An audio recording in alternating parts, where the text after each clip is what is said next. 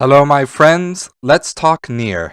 The philosophy in NieR is incredibly thick, just like all other aspects of its story. When going to evaluate NieR for my narrative gaming masterpiece series, I took to saying that NieR had complete resonance between its game mechanics and narrative themes.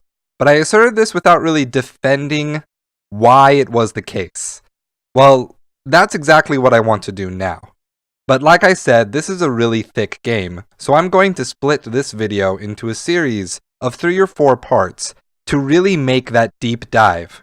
And by the end of these parts, I hope that we're going to reach the point where we've explored the themes enough to concretely nail down what I could call the philosophy of NieR. The first theme of NieR is that language begets power. And this theme can be traced back even to the first Drakengard in how the protagonist Kaim gives up his voice to form a pact with Angelic the dragon and obtain crazy powers from doing so. The first and most apparent example of this is the sealed verses. In searching for a cure for Yona's illness, we switch from looking for lunar tear flowers, which are completely useless by the way, to looking for magic spells that Grimoire Weiss has forgotten, in hopes that one of them can provide a magic cure. Not only do they never provide this cure, but these verses are almost exclusively attacks. Different ways to punch, stab, saw, and slash at the bad guys. P.S. The shades are referred to as Mamono in Japanese, which literally translates to bad things. And the main enemy, the Shadow Lord, is just Mao in Japanese, which translates to the Bad King. The name was a little forced, but good thing the rest of the game is more subtle. But point is, the sealed verses are designed to beat up bad guys, or at least the bad guys from the perspective of NieR.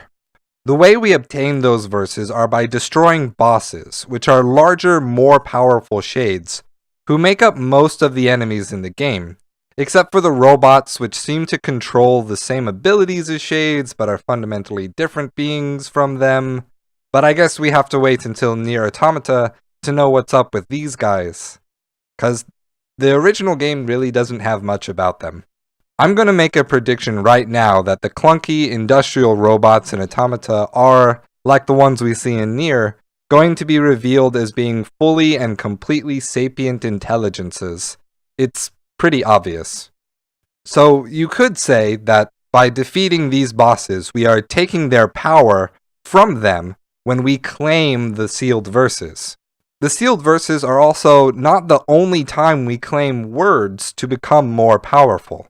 When killing normal shades and robots, we obtain words that can be assigned to further boost our attacks, our movement, our magic, and other stats, to supplement the RPG leveling that happens normally. Even the sound effect of these words being picked up sounds like a little excerpt of speech in a different language. The black scrawl, which is regarded as a sort of disease by the people in this far-flung future apocalypse, the scrawl is most predominantly displayed to us when we see it crawling around Kaine's bandaged-up arm. It is later revealed that this scrawl is actually a shade named Tyron, which has possessed Kaine's body. This is what gives Kaine her superpowers and allows her to seek revenge against the shade that killed her grandma. However, it comes at the cost of competing for dominance and control over her body with the shade. I hope you took notes on that little part, because Tyron and Kaine are going to be really important in the future videos. As another point, weakness is always found to accompany difficulty with speaking or the inability to speak and communicate. Yona is the prime example. Sickly and on the brink of death, her character is defined by frailty, in spite of her uncanny force of will to try to help and find a cure for herself. Yona too is possessed by the Black Scrawl, but in her case the power of her body was being fed to something else. Yona found her power and will in reading books from the library. Again, books being mediums to convey language to other people. There is also the New Game Plus Plus mode, where we get to play through the second half of the game again. Only this time we get subtitles to translate and understand the words being spoken by the bosses and enemies we killed before. This mode allows us to see the events of the game from their perspective. Thanks to our character retaining his levels and power, we get to see that it was in fact our player running in, attacking them, and not even giving them a chance to speak.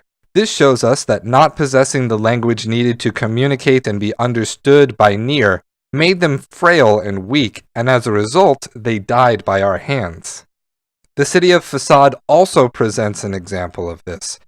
Being presented as a city with far too many laws, their entire culture and way of life is based on these hundreds of thousands of rules that are taken as gospel and never taken off the books once written.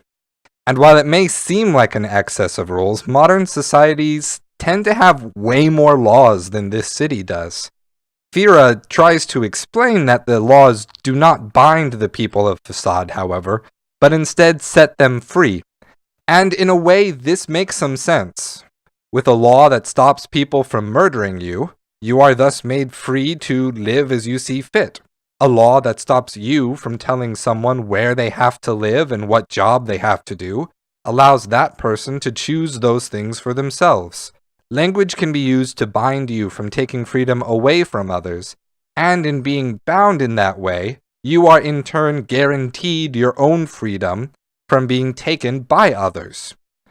But if you want the freedom to take freedom from someone else, then you don't actually have any freedom, because it can always be taken away from you, and thus the only occupation of your life is bound to making sure no one binds you. I know that sounded confusing. It is a bit of a paradox, but it makes sense. Language can create law, and laws can create freedom, but the key word is can, and the way Facade is set up will definitely be revisited, because the way they set up their laws don't necessarily give their people that freedom. Believe it or not, there are still far more examples of language begetting power in this game, but I think this is enough to make my point. However, there is another question that must be asked. If language begets power, then what is power? I'll be tackling how NieR answers that question in part 2. So thank you for joining me, everyone, and as always, stay true.